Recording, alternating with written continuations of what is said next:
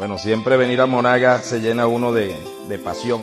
Es fuerte para nosotros los que aprendimos mucho de Monagas. Así que mi cariño, mi admiración y mis bendiciones para todo el pueblo monaguense.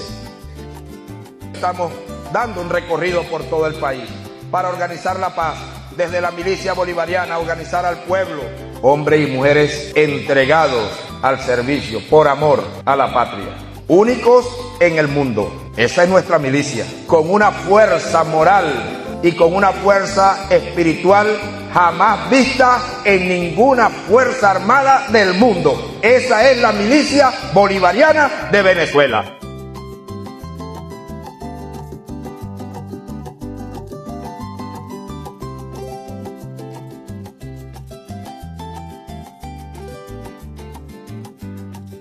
Milicia bolivariana contra el pueblo.